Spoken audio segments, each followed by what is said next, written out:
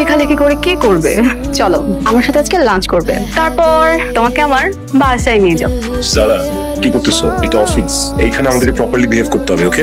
তোমার বাবার অফিস, তুমি এত টেনশন নিচ্ছ কেন? তোমাকে যা বলেছি এখন আমরা লাঞ্চ করবো। আমার অনেকগুলো কাজ পেন্ডিং আছে, কাজগুলো শেষ করি আমরা অফিস ছুটির পরে বসি। এগুলো তোমার কাজ।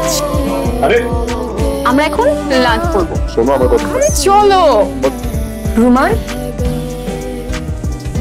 হ্যাঁ মেয়ে, কে তুই? আমার অফিসে এসে আমার গায়ে হাত তুললি? She is my wife. কিসের ওয়াইফ? আমি কারো ওয়াইফ না। আমার হাজবেন্ড এই ধরনের নোংরা কাজ করতে পারে না।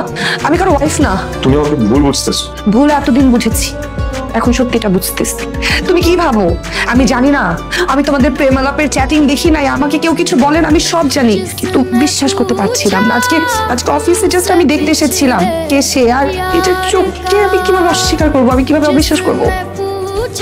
আমিও দেখবো তুই কিভাবে রোমানের সাথে সংসার করিস। Get out. Get out. জি বলুন। জি, আপনার মেয়ের সাথে আপনার অফিসের ম্যারিড এমপ্লয় রিলেশনশিপ চলছে। কই না তো। রোমানের কথা বলছি। আপনার মেয়ে জানে রোমান ম্যারিড, রোমানের স্ত্রী আছে, তারপর ওকে রাতে রাতে টেক্সট করে ডু সামথিং। এগুলো তো আমি কখনো জানি না। তাহলে আমি আপনাকে বলছি, আমি রোমানের স্ত্রী, আমার অনেক কষ্ট হয়, প্লিজ আপনি কিছু করেন। আপনি আপনি আপনার মেয়েকে থামান। আপনি কিছু করেন, তা না হলে আমি কিছু একটা করে বসবো। Please please please. খুশি হইছো? ভালো লাগতেছে না? শান্তি পাইতেছো না? শান্তি শেষ, চাকরিটা শেষ। চোখের পলকে আমার চাকরিটা নাই হয়। আর খালি চাকরি নাই হলে তো বুঝলাম আরেকটা জায়গায় চাকরি নিতাম।